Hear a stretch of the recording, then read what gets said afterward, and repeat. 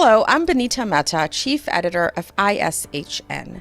Today, I'm talking with Gavin Coyle. He has over 25 years of experience in the safety industry and is the CEO and founder of Coyle Group, a safety consultancy that helps entrepreneurs and businesses of all sizes to protect their people, profits, and reputation. Gavin is also known as the Safety CEO due to his unsurpassed expertise in the field of health and safety. He's also the author of Workplace Safety on a Budget, which is aimed at anyone with an interest in health and safety. Hi, Gavin. So let's begin with a couple basics.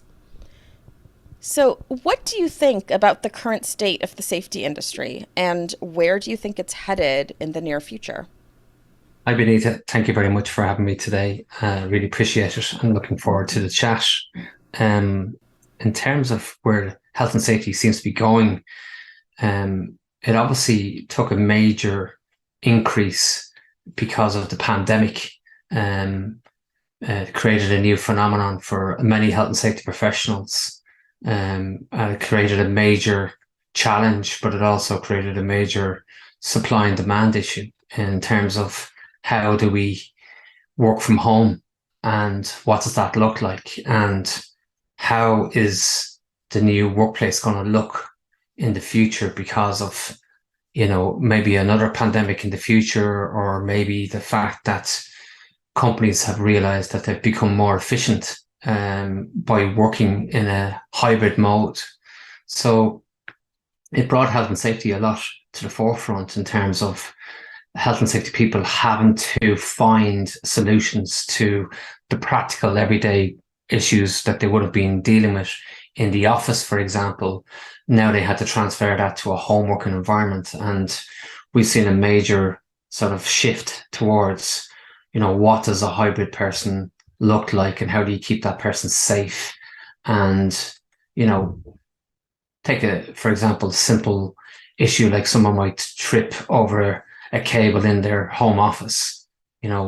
Is that the employer's issue, or is that the employee's issue that's working from home? Or, how is safety connected to that, and what sort of safety measures are put in place in order to prevent something as simple as that? So, a lot of challenges, but also a lot of growth in health and safety, and a lot of demand for health and safety people. And there's a major shift in terms of attitude towards needing health and safety people, whereas before maybe employers might have looked at it as a necessary evil.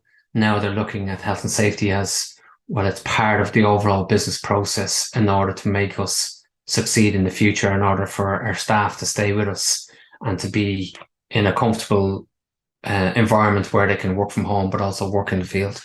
Yeah, that's really interesting how things have just changed just in the past few years. And related to that, what sorts of new ideas are you seeing being implemented to increase workplace safety? So it seemed to be an industry where there was not a lot of growth and not a lot of innovation in health and safety for many years. It's only probably in the last maybe 5 years, 5 to 6 years, that the online e-learning training has become a major impact in terms of educating people while they're working remotely, or educating people as a mobile workforce. And this has been a significant, improvement in terms of getting access to information to the people, and then being able to interrogate the data so that you could obviously demonstrate that people were getting the right information, that the right people were getting the information, and then to be able to demonstrate that these people understood the information, and then to be able to interrogate, well, did the information make a difference in the person's role within the business? So before the pandemic, e-learning had made a major impact. But of course, we're seeing innovations with AI coming into play, as it is with many other industries, not just safety. And we're excited to see where that goes in terms of being able to, manage hazards within the workplace. So a lot of stuff is probably in the pipeline. We haven't really seen how that's going to evolve or how that's going to play out. So in terms of health and safety, it has always been a sort of a lagging industry in terms of innovation. It's been a very traditional type of a role where somebody goes out and does an inspection or has a review of the workplace and creates a written report. That still exists today in some form, which is sort of not really, a technological advance within the industry. And we would like to see more sort of productivity related activities or innovations that improves productivity, but also improves safety. So people would have maybe connected safety previously with, well, if you're more productive, well, then you're working faster. Therefore, you're going to have more challenges in terms of health and safety. That's not really where we're at these days. There seems to be a shift in the mindset that being productive can also mean that you're operating your business more smartly, which means that you're creating more smarter systems, which obviously you need more competent people in order to operate these systems, and therefore health and safety can increase if you can get out all these areas sort of on par with each other, rather than seeing health and safety as the part that stops the job from getting done. And we're excited to see if there's new innovation on the operational side of businesses, how safety can be impacted in a positive way in order to improve people's lives and protect people from injuries. Great, thank you. It's a lot of good insights on the current state of workplace safety. And why do you think there's now a shortage of safety personnel? Is that related to the pandemic, or do you think there are other reasons? And how can the industry work to fix that issue? Well, we would speak a lot to the universities, and when the pandemic hit, obviously a lot of people went online as opposed to maybe signing up for courses and doing the traditional university course and having to attend lectures, etc. People tended to shift to an online version for that reason, and they haven't seemed to come away from it. And from talking to some very top universities globally, they're having a challenge to attract health and safety graduates because of, the same type of qualification can actually be obtained through an online version. And so we don't see the traditional methods of large corporations offering up maybe 20 candidates every year to a particular university course. So that stopped. And that's been a challenge because now, corporations have kind of said, well, a lot of these people actually don't fulfill a role in health and safety, even though we're sending them on safety courses. So why should we make that expenditure? So a lot of businesses would have, and I think everybody can concur with this, a lot of businesses would have maybe looked at the pandemic as an opportunity to look at the expenditure within the business and the overhead, the capital overhead, and training was part of that. And so they would have streamlined and cut expenses on the basis that maybe, we don't know how long this pandemic is going to last, and we're suffering in terms of our profit, and we need to cut back. And they're not going back to the original model where, even if they didn't need some of these people qualified, they were still sending them on courses. So now it's kind of really up to an individual's own judgment whether they do a course or not. And if they are, they're paying for it themselves, which would obviously lessen the amount of people, because not everybody will want to pay for their own courses to do health and safety. So therefore, we're really relying on an individual kind of making up their own mind that health and safety is something that they want to get into, as opposed to maybe the corporation opening up people's eyes to a career in health and safety. Whether they went on to do health and safety or not was up to themselves then afterwards. So it's a very, very interesting discussion to have in terms of where is it all going? Because we as a business are trying to attract people out of semi-retirement and retirement to say, can you come back please? Because we just can't fill some positions because the people just aren't there. And that's on one end. And then on the graduate end, you're trying to encourage people to actually take up health and safety as a profession. And a lot of safety people, a lot of volume of safety people would come out of the construction industry, and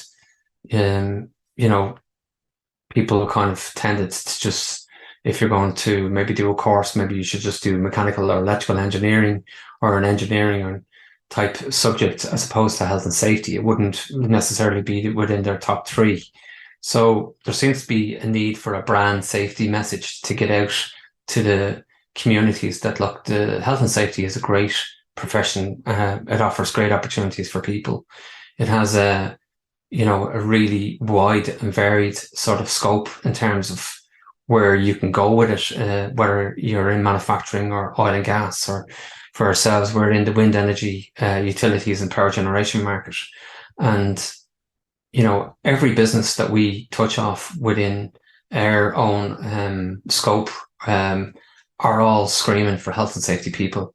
But the issue is that, they need experience, obviously, as well. And, it can be a barrier for people to say, well, how do I get experience if I don't get an opportunity? So, there's a need for people to come together and sort of create some sort of a brand safety awareness to get attract people into the business. This isn't unique to the health and safety profession. I think all industries are facing similar issues these days related to lack of experience and aging professionals. And speaking of lower budgets and cost cutting, can you explain to me what your book, Workplace Safety on a Budget, is about? And can you offer a rundown of what you cover? Yes, so it's something that we had in the pipeline for a long time. Obviously, again, the pandemic gave us that opportunity to sort of sit down and sort of look at something that was topical. A lot of our clients will be end user clients, large corporations, multi-billion type revenues, and they do have the same challenges, believe it or not, as a small business owner. Albeit on a obviously bigger scale. But we were trying to sort of figure out, well, how do you write a book for everybody?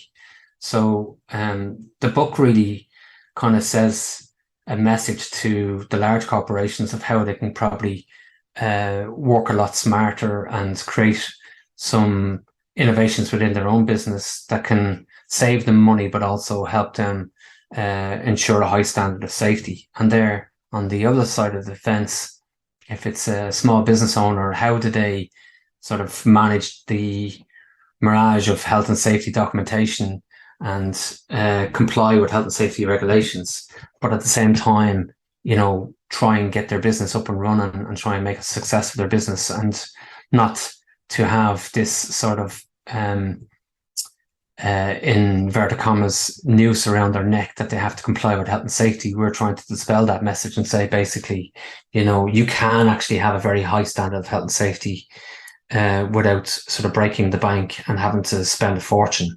And so the book is full of different details and different scenarios that we would have encountered and how we would have advised companies on how they can save money and yet still comply with the regulations and still prevent accidents within the workplace. Great, thank you. Thanks so much for speaking with me today about issues concerning safety professionals. So, where can our listeners find you if they want to learn more and perhaps read your book? So, on the book side of things, I have a personal website, which is www.gavin-coyle.com, and Coyle is spelled Coyle. And then on the main business, the parent company, if you like, is Coyle-group.com, and we offer contracted outsourced health and safety services to the wind energy, power generation and utility sectors. And we also do consultancy advice on a strategic level. So if you go to the personal website, there's online courses, there's free webinars, there's obviously the book. And then on the Coyle-Group site, it's more the contract placement, and the consultancy advice. Okay, great. Thank you.